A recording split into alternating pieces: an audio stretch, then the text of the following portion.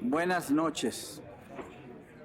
Antes de dar inicio a nuestra sesión, quiero agradecer, señor académico Eduardo Lizalde, se le ruega guarde compostura.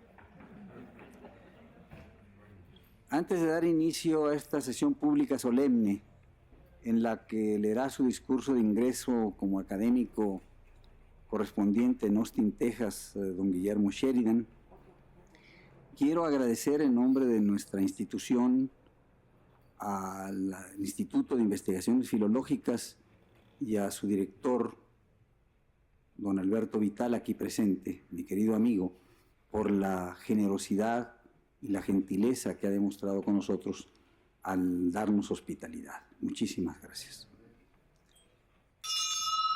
Se inicia la sesión. Tiene la palabra don Guillermo Sheridan.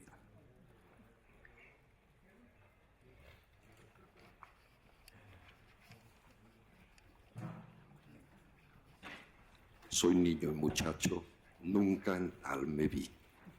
Le prometí a Margit Frank que iba a decir eso. Para empezar, me sumo al agradecimiento de don Jaime Labastida al Instituto de Investigaciones Filológicas, del cual soy miembro, caramba, desde hace 35 años, creo, a pesar de encontrarme temporalmente lejos. Para mí es una experiencia formidable estar aquí de vuelta, entre tantos amigos y colegas, compañeros, y ahora con mis nuevos amigos, los académicos de la lengua. Quiero agradecer... Tan viejos como los tan viejos, algunos todavía aún más.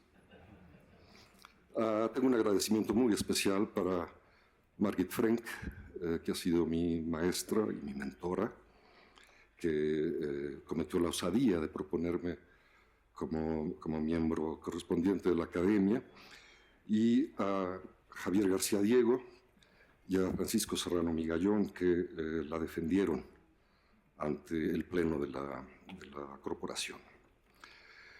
Agradezco la generosidad de Jaime Labastida y de mi amigo Adolfo Castañón, que es un personaje ejemplar que nunca dice que no, y entonces aceptó responder a mi discurso, y creo que es el 8º discurso al que responde el día de hoy. Y agradezco desde luego su presencia y anticipo su buena disposición para escucharme hablar durante un momento sobre las tareas que llevo a cabo. Trataré de hacerlo con decoro, pues quiero dedicar mis palabras a quienes, como yo ahora, han sido miembros correspondientes de la academia. Son muchos quienes me han precedido en esta peculiar responsabilidad de representar a nuestra institución en lugares remotos. Perdón. En periferias como la mía, en el Valle de Texas, donde sirvo a mi universidad y trabajo por mi país. Pienso así en mi amigo y maestro don Allen W. Phillips, que hasta hace 3 años enriqueció desde California nuestra crítica literaria y de manera relevante nuestro amor a la poesía latinoamericana y singularmente a Ramón López Velarde. A él dedico estas palabras y la promesa de seguir sus pasos, si bien con modestia, como un académico allende los muros de la patria mía. Una patria sonora y ríspida, trepidatoria y suculenta, que como en ningún otro estamento posa su alma, quizás sin saberlo ella misma, en su poesía, último destilado de su habla y recinto inalterable de su ser. Ser uno de sus estudiosos es mi carta credencial. Allá en Texas escucho a diario un castellano de susurros, opacado por la cautela ante la discriminación, hibridizado, camaleónico, festivo. No hace mucho, frente al río, escuché a un niño levantar la mano, señalar hacia el cielo y gritar: «Mommy, mommy, vítese el murciélago». Un español que también a veces es violento. Es muy divertido en la tienda de mi barrio escuchar a los mexicanos que van ahí burlarse del norteamericano que despacha, diciéndole las majaderías más asombrosas, que desde luego el norteamericano hace bien en no comprender. Me interesa también lo que antes se llamaba los bajos fondos del lenguaje. He escrito sobre las malas palabras en el Quijote y en la felizmente incorregible y pululante Bartolina mexicana, y sobre el combate que los poetas libraron en México para reivindicarlas como parte viva de nuestra expresión. La poesía, desde luego, es una forma de esos bajos fondos. Es, si me permiten el oxímoron, un alto fondo del lenguaje. Octavio Paz, cuya obra estudio desde hace algunos años, entendía bien esto en El laberinto de la soledad. En nuestro lenguaje diario, decía, hay un grupo de palabras prohibidas, secretas, sin contenido claro, y a cuya mágica ambigüedad confiamos la expresión de las más brutales o sutiles de nuestras emociones y reacciones. Palabras malditas que solo pronunciamos en voz alta cuando no somos dueños de nosotros mismos. Confusamente reflejan nuestra intimidad, las explosiones de nuestra vitalidad, las iluminan y las depresiones de nuestro ánimo las oscurecen. Es un lenguaje sagrado como el de los niños, la poesía y las sectas. Cada letra y cada sílaba están animadas de una vida doble, al mismo tiempo luminosa y oscura, que nos revela y oculta. Palabras que no dicen nada y dicen todo.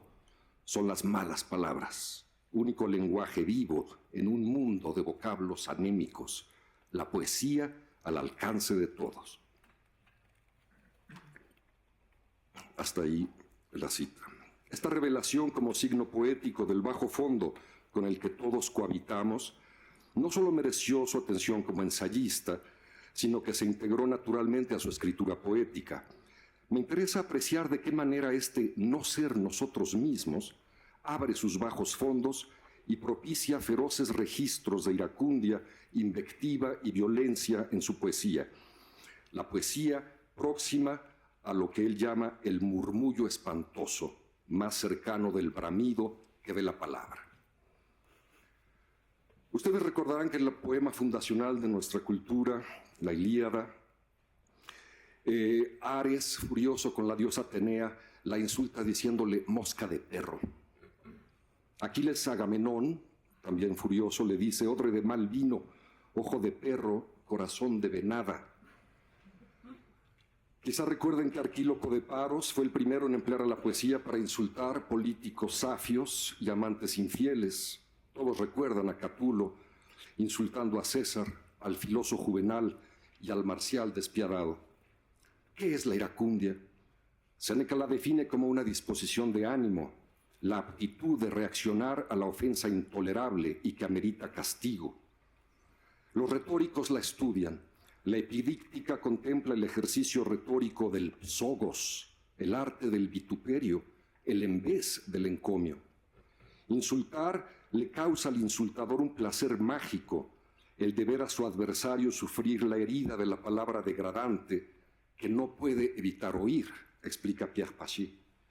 Con sus rituales pactados, insultar es una inversión de la retórica cortés, el contrincante masculino de las delicadezas de alcoba. El insulto es poesía al alcance de todos, dice Paz, suma del acto y el lenguaje, y lenguaje como acto. Hobbes le exige ingenio, que tenga fancy.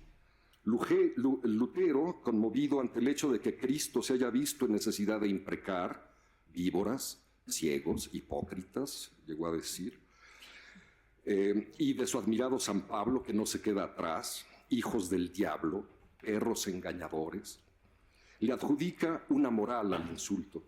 Es un antídoto necesario para los engaños de la lisonja.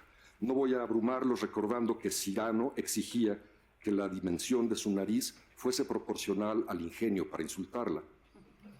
El insulto como arte prevalece en la modernidad y está lo mismo en Cervantes que en el arte de injuriar de Jorge Luis Borges o entre las ideas de Juan de Mairena, quien lo reivindica, como Paz, como una poética. En tanto que es la verbalización propiciatoria de un deseo, emparenta con la magia y en efecto con la poesía.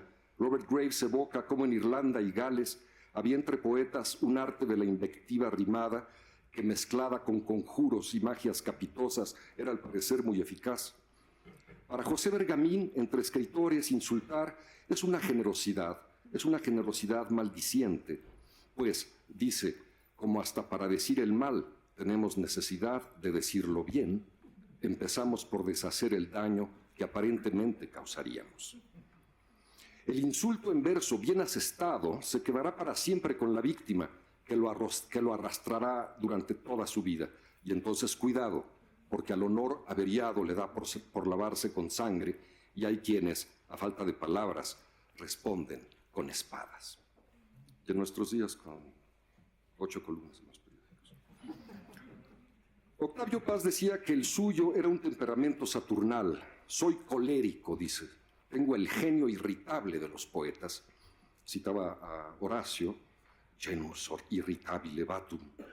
Y es cierto, como Horacio, Quevedo o Neruda, su violencia invectiva, danza y quema. En uno de sus primeros poemas, coloca la ira como uno de los 3 disparadores legítimos del quehacer poético, junto al goce y a la tristeza. Es un muchacho y su ira es clara, que es su adjetivo favorito entonces, pues brota de la conciencia ante la injusticia social. No se sabe qué subleva y oprime más, escribe a los 18 años, si la odiosa injusticia del mundo actual o la perfecta y estúpida inutilidad de esa injusticia estéril. Así pues, es una ira legítima, sustentada por la piedad hacia las víctimas, una forma de némesis aristotélica. Sagrada y moralmente hospitalaria, Paz suele cifrarla con términos antitéticos. Es la cólera pura de los desesperados, dice, la ira de los coléricos y tiernos, la violencia hermosa, que como imagen poética apenas si llega a la rosa airada. Es también una indignación colectiva de cómodo trámite que genera fraternidad, fortalece la autoestima, protege de la angustia de madurar y defiende de las abstracciones. Se advierte en poemas juveniles como Ni el cielo ni la tierra, donde los ricos están sentados a las mesas, beben la sangre de los pobres, la mesa del dinero, la mesa de la gloria y de la justicia, la mesa del poder y la mesa de Dios. Perdón. Ante ella, los jóvenes somos una colectividad indignada de justos, escribe. A la capacidad de odiar con que retorna de la España en guerra la llama blasfemia, una esperanza desesperada. La misma némesis anima Entre la piedra y la flor, su primer poema extenso de 37, donde la ira es efecto de la injusticia histórica. El campesino es un árbol hermoso y ultrajado por el capital que inflama de cólera adversa al dinero, la única criatura viva del mundo burgués que el joven lector de Engels define como una abstracción sin savia ya, un signo hueco y mágico, el monstruo que mastica a las bestias puras de los hombres. Pasadas las guerras, Paz ingresa a otros registros saturnianos. La transición la delata Soliloquio de medianoche, un poema de 45, donde la némesis colectiva se ha desbaratado en un escepticismo de alguien que entra a la mediana edad cargado de abatimiento. La soledad ha desplazado a la solidaridad, la turbiedad a la transparencia, el abatimiento a la esperanza y el tedio al amor. Ahora, el gozo se sazona con dolor y el amor se templa en la ira. Ha ingresado a su guerra civil íntima y sembrar a la ira en la indignación sociopolítica se complica. Entiende que la ira es un elemento constitutivo de la razón, no solo el efecto que responde a una causa externa, sino una pulsión intrínseca del ser. Cólera y melancolía, a fin de cuentas, comparten raíz. Durante las guerras, al preguntarse de qué está hecha su persona, reconoce en sí el humor viscoso de esta iracundia contingente. La violencia destila el jugo rancio de la furia. Némesis inflamaba al camarada José Bosch, que alzaba su voz pura de odio contra la adversidad de la historia, pero ahora Paz experimenta además, dice, un odio pantanoso, como relámpago caído y agua, prisioneras de rocas y negrura. La sustancia de la ira puede ser la misma, pero no ya sus atributos. La claridad acabó en pantano. La atropellada sintaxis de la estrofa y la escenografía de opereta enfatizan el contraste con la clara agua lustral. La némesis constructiva del joven y justo Abel se topa con el reptante humor del lodoso Caín. El mundo encendido de la utopía comunitaria se ha convertido en un pequeño cuarto. El poeta, antes lúcido intérprete de la transparencia, dice ser ahora un roedor civilizado. Su conciencia es un cónclave de fantasmas. Las palabras sagradas, Dios, cielo, amistad, revolución o patria, son ahora elocuentes vejigas ya sin nada. ¿Y quién sueña ya en la comunión de los vivos cuando todos comulgan en la muerte? Se pregunta. La comunión de los vivos ha sido borrada por las piras de Guernica, Auschwitz, Hiroshima. La idea del joven Marx, la ira se vuelve contra uno mismo, entra a sus convicciones. La furia ante la guerra y ante su impotencia lo orillan a lanzar su primera letanía yámbica. La sangre no florece ya en el árbol del deseo, la sangre engrasa la máquina del poder. Dice, sangre para bautizar la nueva era en que el engreído profeta vaticina, sangre para el lavamanos del negociante, sangre para el vaso de los oradores y los caudillos. El Adán de su juventud cede su sitio a un ángel astillado. Había citado a Novalis, los fantasmas nacen donde han muerto los dioses, y él mismo atestigua su ocaso. No hay fe en Dios. Los valores han sido arrasados por los dictadores. Paz es otro y hospeda a otro. Alguien capaz de odiar, no como un ángel ofendido, sino como un moderno, alguien con la conciencia escindida. Su ira se ha vuelto contra sí mismo. No sé si voy tardísimo. ¿Qué opinas? ¿Sí? Las tensiones del periodo 37-44 entre el retorno de España y su autoexilio a los Estados Unidos nutren el carcaj de su invectiva.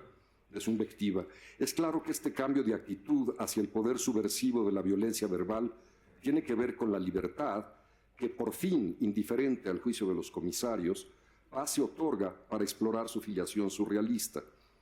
La espectacular práctica del insulto y la lección bretoniana, una verdad siempre ganará si para expresarse adopta un giro infamante, va de mano con su decisión de enfrentar el problema de la expresión en todas sus manifestaciones, algo que la guerra hacía urgente. Un ejemplo de esta actitud se halla en la numeración que cierra Poesía de Soledad y Poesía de Comunión, un ensayo de 1943, antes de viajar a Estados Unidos, inventario de saldos adversos y manifiesto ante sí mismo previo al ostracismo al que se ha condenado. Ante la devastación bélica, reivindica el compromiso poético como la revelación de la inocencia que alienta en cada hombre y en cada mujer. Al mismo tiempo explora en San Juan de la Cruz y en Francisco de Quevedo, así como entre los románticos alemanes e ingleses, la naturaleza de esa inocencia social. Decide explorarla desde su soledad y alejarse de la poética comprometida, perdida en un rigor externo puramente verbal o geométrico, o el pobre balbuceo del inconsciente, dice, los discursos académicos, los vómitos sentimentales, y qué decir de los discursos de los políticos, las arengas de los editoriales de periódico que se enmascaran con el rostro de la poesía. Le parece imposible enumerar a todos los que a su parecer practican una poesía interesada, pero al hacerlo, afecto a la preterición como es, lanza una retahíla contra diversos protagonistas cuya retórica es interesante.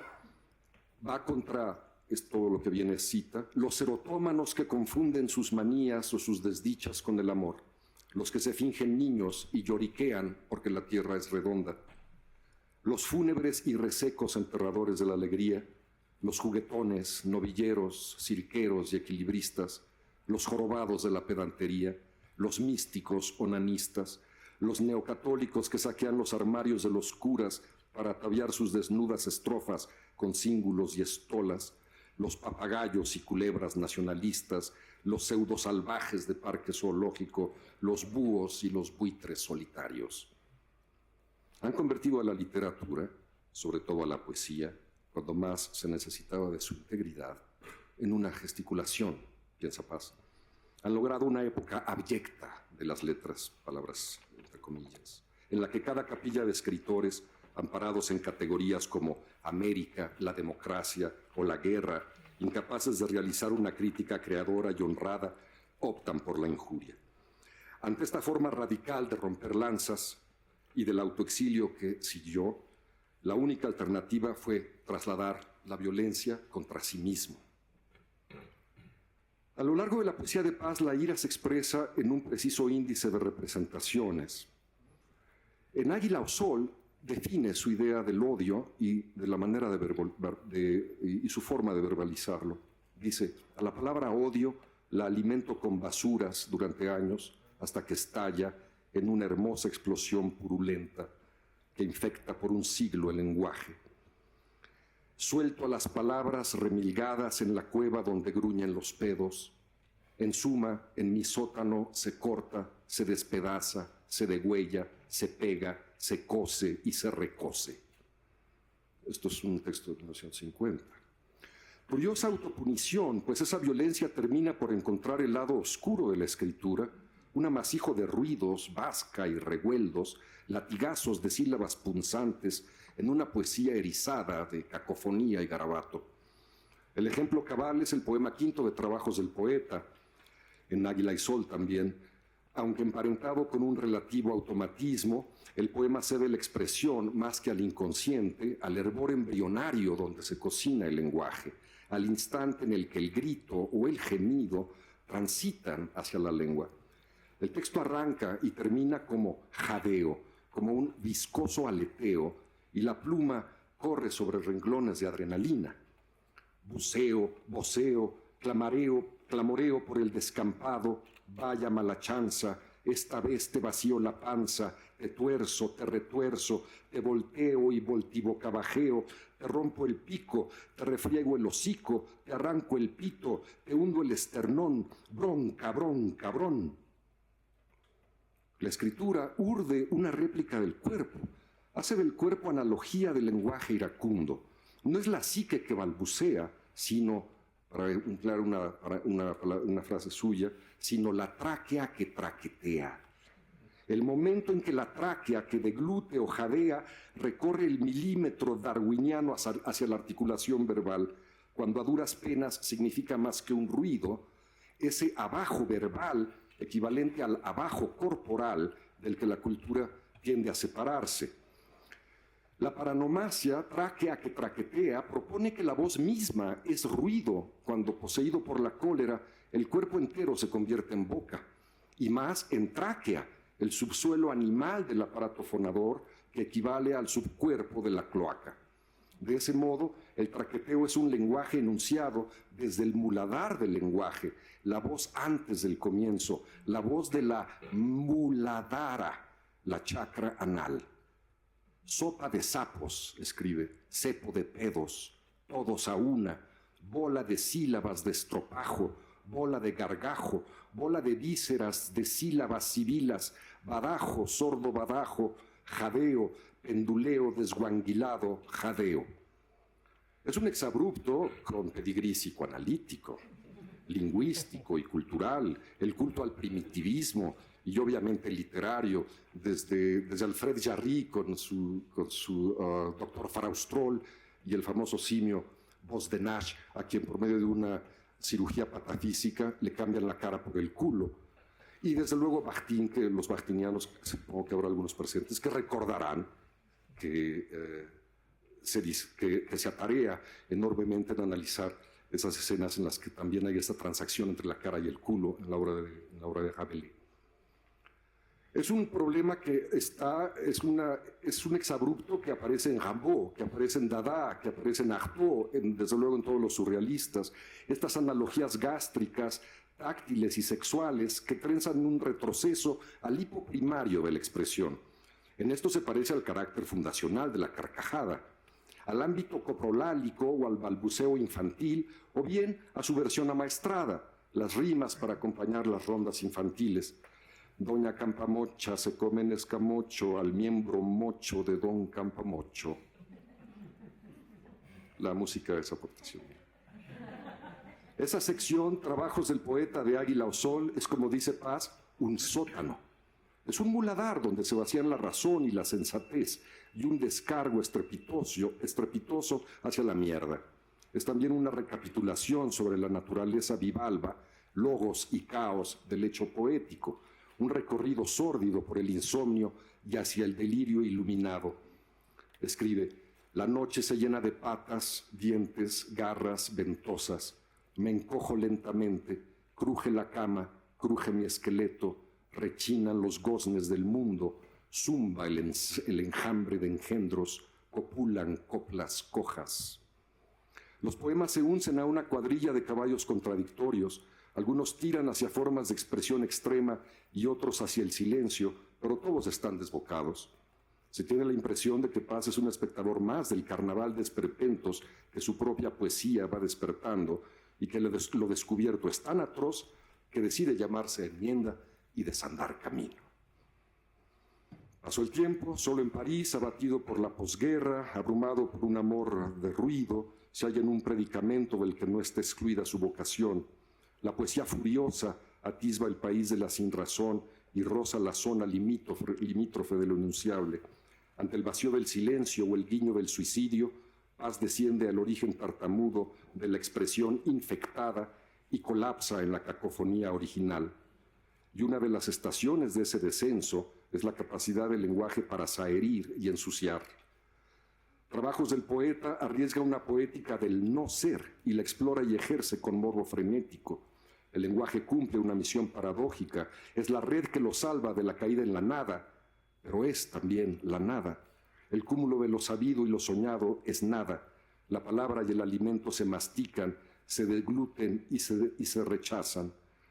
Dice: no bastan los sapos y culebras que pronuncian las bocas de albañal, vómito de palabras, purgación del idioma infecto, comido y recomido por unos dientes cariados, vasca donde nadan trozos de todos los alimentos que nos dieron en la escuela y de todos los que, solos o en compañía, hemos masticado desde hace siglos. Es interesante también cómo, cuando la imaginación de Paz se hincha de furia, comienza a afilarse. Los emas de lo punzante y lo cortante que con frecuencia se concentran en la boca, el colmillo cuchillo, la boca fétida, la pudrición dental, una bocaca cariada que desgarra y mastica. Siempre que la temperatura del poema se acerca a la ira, aparecen colmillos soltando trascasos. Quebradiza vicaria de la calavera, vidrio vivo en el cuerpo blando, cuchillo interno, los colmillos de una boca que insulta y devora, estuche de navaja corporeizada. Tiene relieve que Paz hoy ese territorio durante la posguerra, cuando no solo la razón de ser de la poesía, sino el sentido mismo del lenguaje, se encuentran en entredicho. Todo ha sido castrado con la navaja del prefijo ex. Hoy sueño un lenguaje de cuchillos y picos, dice, de ácidos y llamas, un lenguaje de látigos, para execrar, exasperar, excomulgar, expulsar, exheredar, expeler, exturbar, excorpiar, expurgar, excoriar, expilar, exprimir, expectorar, exulcerar, excrementar los sacramentos, extorsionar, extenuar el silencio, expiar. Un lenguaje que corta el resuello, sigue, rasante, tajante, cortante, un ejército de sables, un lenguaje guillotina. En su filo se desangran los pronombres decapitados y las palabras emasculadas, el prefijo ex como onomatopeya de la hoja de Monsieur Guillotin. Las palabras sagradas acuden en su fila de carretas a la Bastilla de la significación. La caída en el desencanto es brutal. Se suponía que la resignificación del lenguaje por medio de la poesía, la asunción de toda palabra a su inicial limpidez, iba a acompañar a cada yo rumbo al concierto de los pronombres enlazados. No ha sucedido. La temporada en el infierno termina con un poema que se llama Himno Futuro. Es una visión cargada de signos apocalípticos. Mira la boca llena de suciedad, mira nada más las palabras cuchillos, ahora también ha sido tragado por ellas. Estoy tratando de apresurarme. Como suele ocurrir, a la caída responde una resurrección y en el horror hipnótico de su colapso percibe la luz que emana de la libertad amorosa.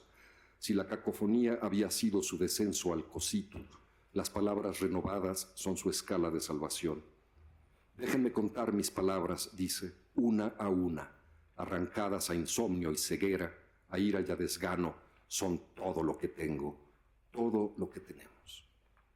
Esas líneas al final de Águila o Sol vuelven a apostar por el reino de los pronombres enlazados. El infierno del yo se atenúa en el tú, y al sumarse ambos en un tú-yo y un nosotros, se instaura un plausible paraíso. Escribe: tú, himno libre del hombre libre, tú, dura pirámide de lágrimas, llama tallada en lo alto del desvelo, brilla en la cima de la ira y canta, cántame, cántanos, vino de música, columna de luz, chopo de fuego, chorro de agua, agua, agua al fin, palabra del hombre para el hombre. No es infrecuente encontrar en la ira del rebelde paz al jefe y a cualquier manifestación ominosa de la autoridad. Arraiga en el imperativo total del surrealismo contra lo establecido, el Estado, la Iglesia, las escuelas, desde luego las academias, la familia y los manicomios.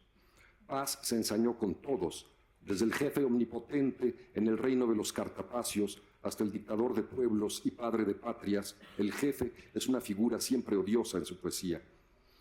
El cántaro roto retoma la invectiva ya no hacia su interior, sino hacia la sociedad. Ante el paisaje desolado, se pregunta si todo ha muerto, si solo hay cántaros rotos al borde de la fuente cegada. En ese escenario solo es inmortal el sapo verduzco del poder, representado por el cacique gordo de Zempoala.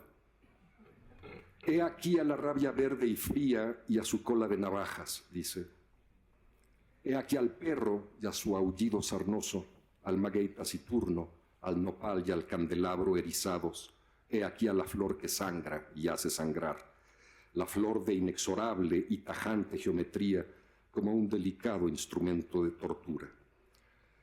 El largo recorrido en piedra de sol por el tiempo, la memoria y los dobleces espejeantes de cada instancia tiene cierta violencia emparentada con estos poemas, y de hecho puede ser su exacerbación. En él, la ira se dirige a personas y situaciones específicas. El poeta hace cuentas, él y su patria están roídos. Prematuramente anciano, mira fotos viejas. Sus sueños adánicos se han dispersado como un puño de ceniza.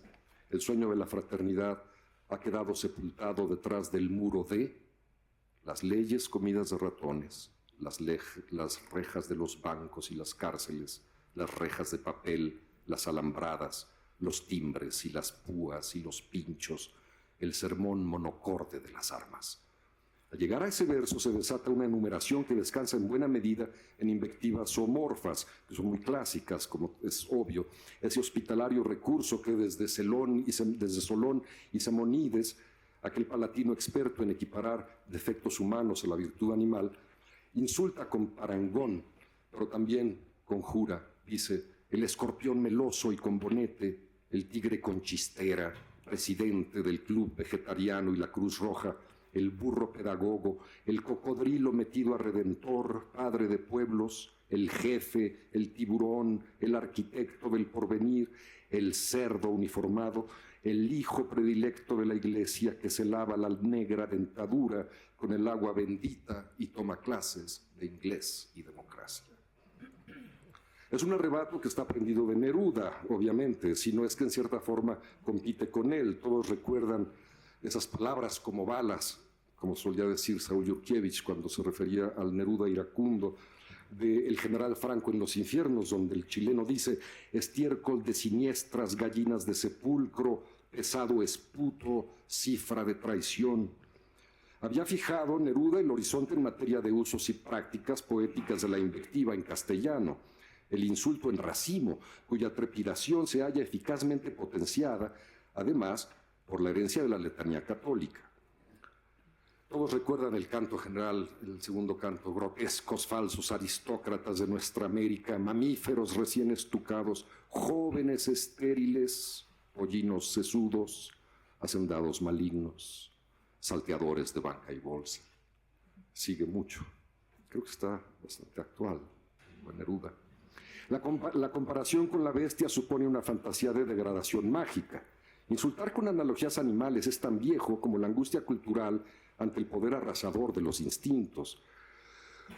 Cuando el insulto analoga con una bestia tal atributo del carácter o del comportamiento con esa apariencia física o aquella actitud moral, lo que se está haciendo es descalificar el intento de apartarse de la zona primaria animal. Animalizar con un insulto consiste en desandar la diferenciación entre lo humano y lo bestia. Quien insulta así se convierte imaginariamente en Circe, afecta a convertir hombres en bestias, sobre todo en cerdos, el animal degradado por excelencia, esa mezcla de mierda, vanidad y libido. En imprecación, hace envidia esa facultad de Circe ante una multitud de turistas que han dejado un picnic de basura. Parodiando la omnipotencia de la maga, condena a la multitud a renacer 100 veces en un muladar. Paz insulta como Circe hace magia. Los demócratas que dejaron sola a España son buitres o zorros. Los nacionalistas, siempre papagayos y culebras. El tiranuelo es un sapo, el político un chacal que diserta entre las ruinas. Los retóricos, los intelectuales y las cofradías de universitarios siempre son perros. De Piedra de Sol en adelante, la analogía animal es más laboriosa. Los profesores ahora son el escorpión meloso y con bonete. Una crujiente quimera con algo de ruelas y algo del bosco.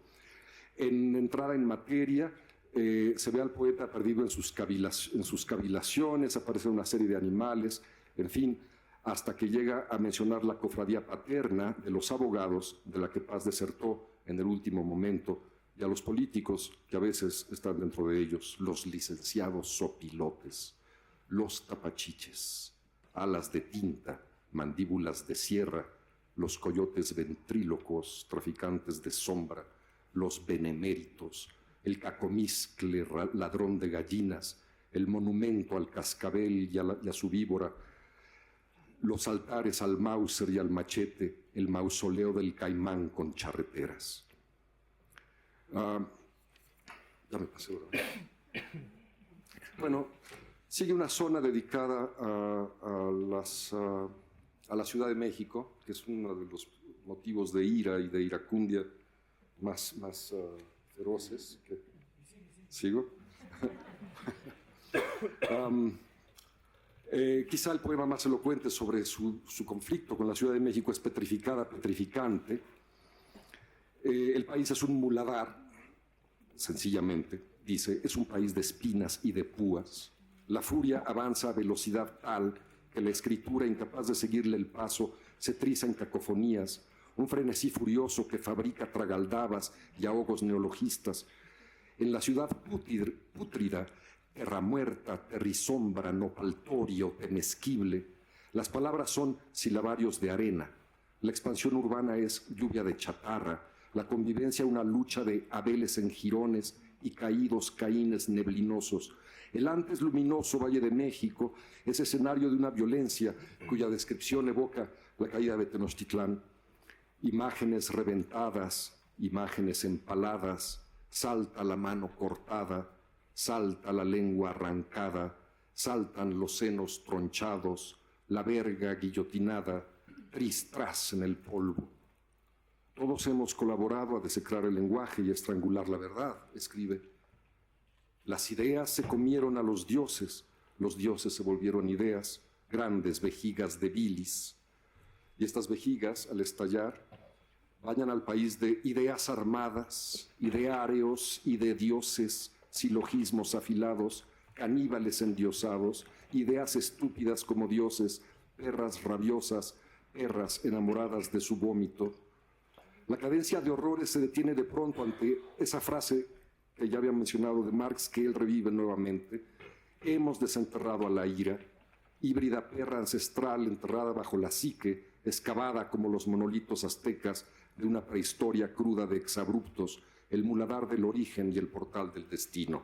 Y en el centro de ese muladar, escribe Paz, la biblioteca es una madriguera de ratas feroces, la universidad es el charco de las ranas, el altar es la tramoya de chanfalla, los cerebros están manchados de tinta, Los doctores discuten en la ladronera, los hombres de negocios, manos rápidas, pensamientos lentos, ofician en el santuario, los dialécticos exaltan la sutileza de la soga, los casuistas hisopean los sayones, amamantan a la violencia con leche dogmática, la idea fija se emborracha con el contra, el ideólogo cubiletero, afilador de sofismas, en su casa de citas truncadas, trama edenes para eunucos aplicados. Cuando cumplió 78 años, Octavio Paz repasó su larga vida de polemista. Estoy por terminar. Anunció que su ánimo nacía del entusiasmo o de la cólera. Una de las últimas palabras que dijo fue una de las primeras que escribió, cólera. Nací, explica, en un siglo batallador y en un acerbo país de peleas encarnizadas. Algo positivo, agregó, pues nadar contra la corriente fortalece el ánimo y rejuvenece el espíritu. Reconoce sin ánimo exculpatorio, en ocasiones me dejé arrastrar por la violencia verbal, aunque busqué siempre que me iluminase la razón, que está más allá de las pasiones y de las opiniones. Fui vehemente, no mezquino, colérico, no rencoroso, excesivo a veces, nunca desleal, y como todos, acerté y me equivoqué. Todos recuerdan ese poema juvenil que escribió Paz con el que termino. Las palabras. Dales la vuelta, cógelas del rabo, chillen, putas, azótalas, dales azúcar con la boca a las rejegas, inflalas, globos, pínchalas, sórbeles, sangre y tuétanos, sécalas, cápalas, písalas, gallo galante, tuérceles el gaznate, cocinero, desplúmalas, destrípalas, toro, buey, arrástralas, hazlas, poeta, haz que se traguen todas sus palabras.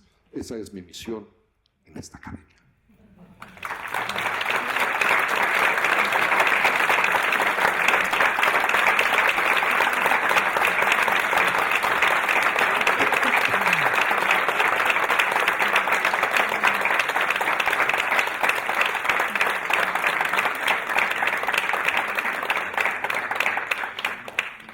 Muchas gracias a Guillermo Sheridan por este discurso sobre la invectiva en Octavio Paz. Ahora permíteme para que sigas hablando de todas las malas palabras y la epidemia de las academias, para que tengas derecho, pleno derecho de hablar contra los que eres miembro de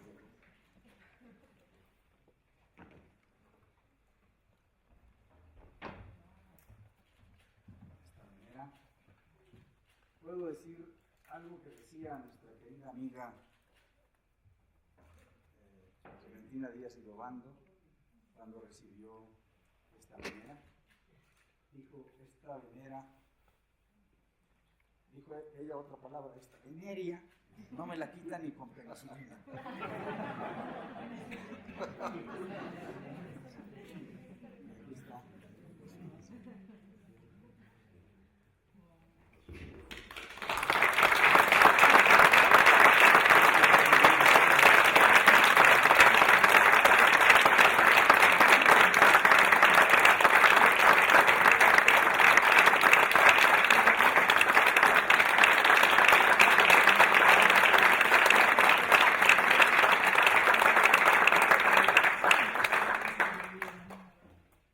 Queridos amigos, para dar respuesta al discurso de don Guillermo Sheridan, don Adolfo Castañón hablará en nombre de nuestra institución.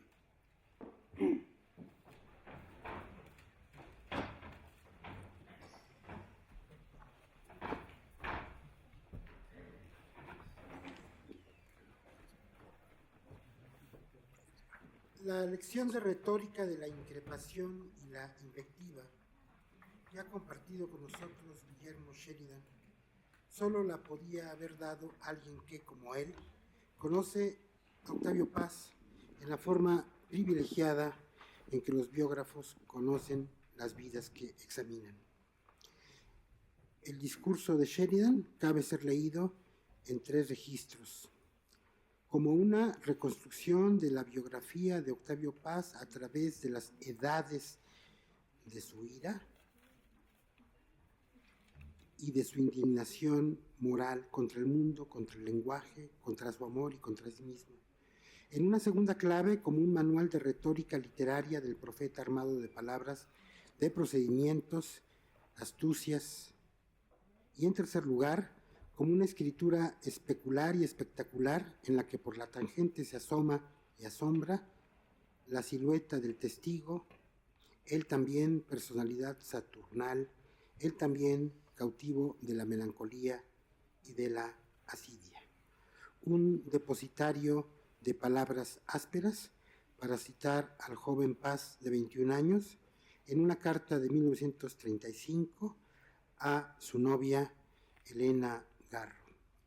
Detrás del nombre de André Breton se insinúan desde luego los de Charles Baudelaire y del Conde de Lautréamont, autores que Octavio Paz leyó con ávido fervor desde sus primeros hasta sus últimos años.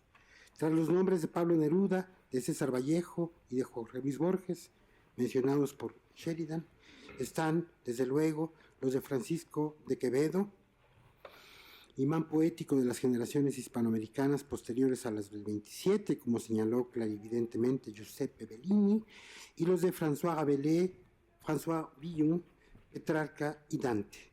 Vibra el arco de la imprecación helénica y de la sátira romana, pero también la furia santa de los profetas del Antiguo Testamento, de Isaías a Jeremías, y del Nuevo, San Pablo, con los cuales tanto Paz como Baudelaire e Isidore Ducas-Lautréamont tienen tantas afinidades.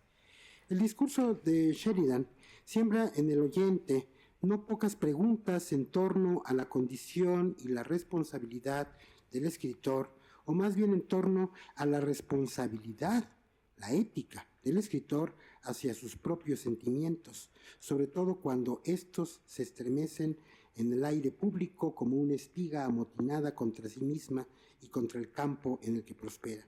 Es claro que ese estremecimiento solo puede desembocar en un proceso de purga, ascesis y purificación del lenguaje. Claro es que esa violenta imprecación solo puede redundar en una decantación y purificación del idioma de la tribu. Nos ha recordado Sheridan el poema Las palabras: dales la vuelta, cógelas del rabo, chillen, putas, azótalas, dales azúcar en la boca a las rejegas, inflalas, globos, pínchalas, sórbeles sangre y tuétanos, sécalas, cápalas, pásalas, gallo galante, písalas, gallo galante, tuérceles el gaznate cocinero, desplúmalas, destrípalas, toro, buey, arrástralas, hazlas poeta, haz que se traguen todas sus palabras.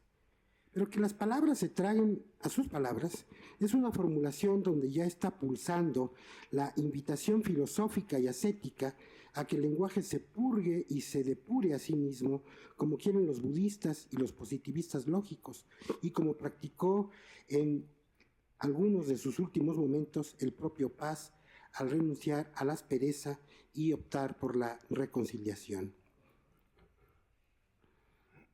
Al igual que Amado Nervo, Guillermo Sheridan nació un 27 de agosto de 1950, ¿quién lo diría?, en la Ciudad de México, donde inició su formación para proseguirla en Guadalajara y Monterrey. Estudió la licenciatura en Letras en la Universidad Iberoamericana, la maestría de la Universidad en Anglia del Este, Inglaterra, y en la Universidad Nacional Autónoma de México, donde hizo su doctorado. Desde 1978 es investigador titular en el Centro de Estudios Literarios de este instituto, al que damos las gracias por su hospitalidad, de la Universidad Nacional Autónoma de México, y actualmente se desempeña como investigador visitante en Austin por un convenio entre la UNAM y la Universidad de Texas. Yo conocí a Guillermo Sheridan en 1971, en casa de Huberto Batis, entonces profesor de teoría literaria, que impartía cursos nadando obstinadamente a contracorriente de las convenciones didácticas y escolares, como nos acaba de decir que hacían André Breton y Octavio Paz. Gracias a Batis busqué la amistad de aquel joven airado, aspirante a escritor, que se interesaba por los mismos autores que yo, como Joyce Carl mismo y Baudelaire, que leía a Emile Starkey. Era aficionado a la literatura norteamericana e inglesa que leía en su idioma y que se distinguía entre todos por su cáustico e ingenioso sentido del humor, una mezcla de Hamlet, de los hermanos Marx, de Jonathan Swift y de algún otro. Tenía algo de actor. Armando Manzanero dice que era el otro. Él lo dijo. Era sobrino de la actriz Beatriz Sheridan y él mismo, años antes, había dirigido algunas obras de teatro en Monterrey y hasta escribió un auto no sacramental, una obra teatral cómica inspirada en Ionesco y templada por el humor del absurdo que yo me apresuré a publicar en una olvidada revista estudiantil. Más tarde me tocó ser, desde el Fondo de Cultura Económica, el agente no tan secreto, el cómplice conjurado que indujo a don Jaime García Terrés a editar en el Fondo de Cultura Económica el admirable libro de Guillermo Sheridan, Contemporáneos de ayer, que lo situó de inmediato como una de las piezas claves de la crítica literaria en México por su manejo fluido e inteligente de las fuentes, su inventiva historiográfica y por una prosa ágil, a veces punzante y polémica, heredera de las de Salvador Novo, Javier Villurrutia, Jorge Cuesta, más tarde, y Mark Twain. Más tarde, el mismo sello le encargaría la biografía de López Velarde, un corazón adicto que lo seguiría acreditando como arqueólogo acucioso de las mentalidades e historiador de la sensibilidad y desde luego como conocedor de las esencias poéticas cautivas en las redomas del poeta jerezano, a quien por cierto Huberto Batis había consagrado en los cuadernos de Bellas Artes memorables publicaciones. Una cierta imantación sincrónica nos llevaba a cultivar las mismas o algunas amistades en distintos momentos o por distintos motivos. Un ejemplo sería la de Octavio Paz, cuya obra el mismo Batis nos había obligado sin mucho esfuerzo a releer o a leer de otra forma en sus clases, talleres y reuniones. Y otro ejemplo sería la del grupo de escritores constelados en torno a la Revista Mexicana de Literatura: Juan García Ponce, Tomás Segovia, Salvador Elizondo, Inés Arredondo, Gabriel Said, Jorge Ibargüengoitia, José de la Colina, Juan Vicente Melo, Eduardo Lizalde. El nosotros de que hablo estaba compuesto por Alberto Ruiz Sánchez, Margarita de Orellana, Alberto Blanco, Luis Cortés Bargalló, José Manuel Pintado, Maricruz Patiño, entre otros que compartieron ese horizonte de la indignación y de la crítica de la cultura y de la sociedad sobre la cual se levanta en buena medida no solo la admirable obra en prosa y en verso de Octavio Paz, sino también las obras de estos otros escritores, su coro, en quienes aquella pasión crítica encontraba compañía y coro activo.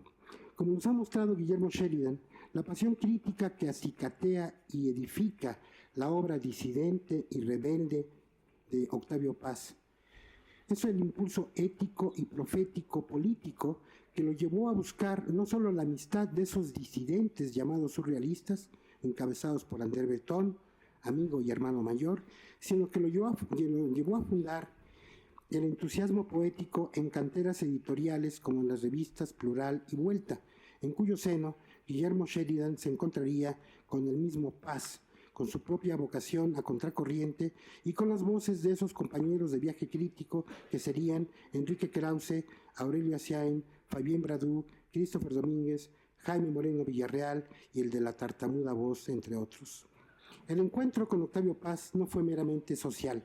Le tocó sostener con él una relación de amistad y de trabajo y acompañarlo como lugarteniente en la guerra santa y profana de la poesía y de la crítica desde una posición, digamos, operativa, sobre todo en los últimos años y en los primeros después de la muerte, a la cabeza de la extinta Fundación Octavio Paz.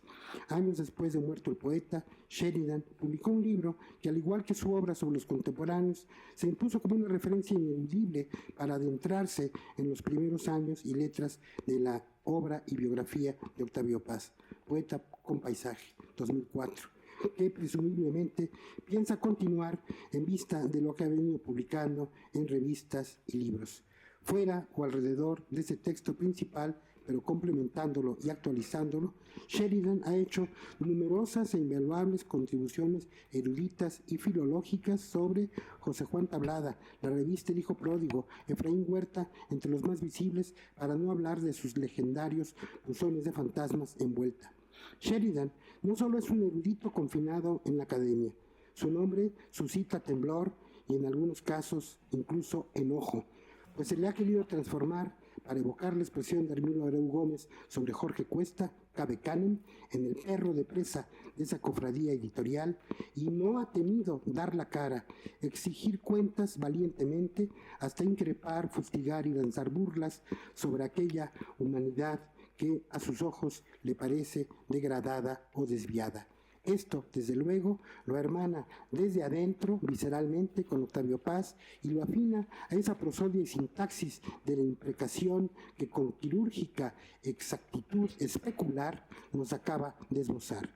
El discurso de Sheridan puede ser leído, como he dicho, como una microbiografía desencantada de Octavio Paz a través de los motivos retóricos de la cólera, la indignación, en que se sustenta en parte la obra poética y escritura polémica y crítica de Paz. Canta, oh diosa, la cólera del pélida Aquiles, dice el primer verso de la Ilíada de Homero. La cólera y el canto están unidos desde el origen mismo de la literatura. Al himno lo mueve el duelo y la indignación, la invectiva, la imprecación, el insulto y la injuria, que encienden y ponen en movimiento, en prosa y en verso, la obra y la escritura de Octavio Paz. La cólera es un estado saturnal que va en contra del otro y que se vuelve contra sí mismo y contra el lenguaje. La injuria, el insulto, son heridas que se reciben o se infligen, desgarraduras, cortes, deslindes para afirmar una distancia, castigos, ofensas, degradaciones. En eso, como en tantas otras cosas, Bretón y Paz se parecían. Tuvieron la más encomiable forma de la cólera, la de quien se obstina en nadar contra la corriente, ha dicho Guillermo Sheridan. En este discurso, que está articulado por el proceso profético y mesiánico de un estremecedor sentido escatológico.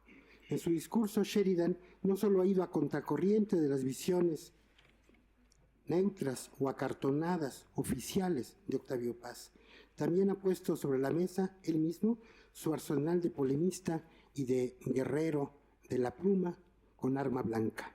De perfil sale su sombra de helenista y de académico familiarizado con la cultura clásica griega, y nos ha recordado en su discurso la relación vital que tienen la poesía y el canto con la cólera, la indignación, la vergüenza, el asco.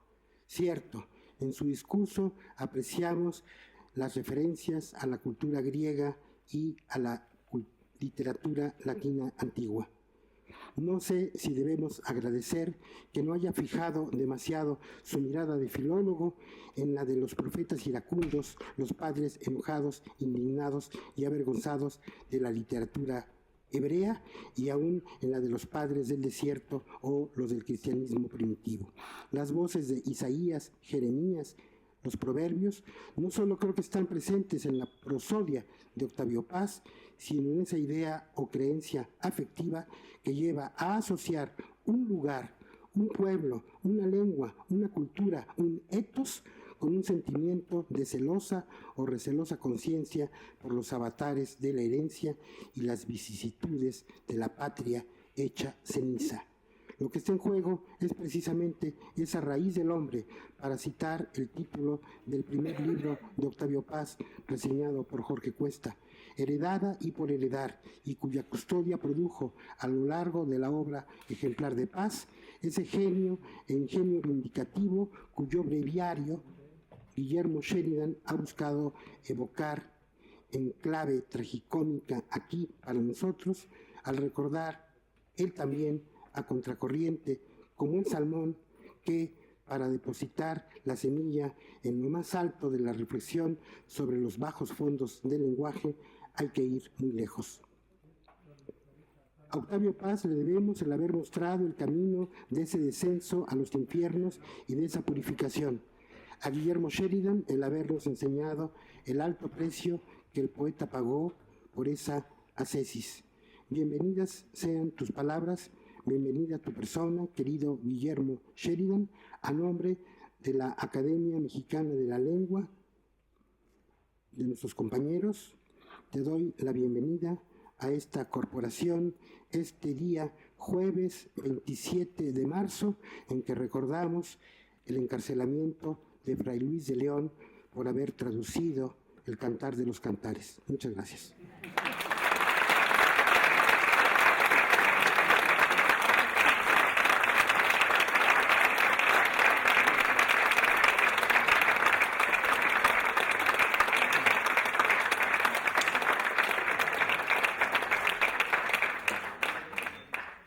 Muchas gracias a don Adolfo Castañón por las palabras que en nombre de todos los académicos, en nombre de nuestra corporación, le ha dado a Guillermo Sheridan para recibirlo en ella.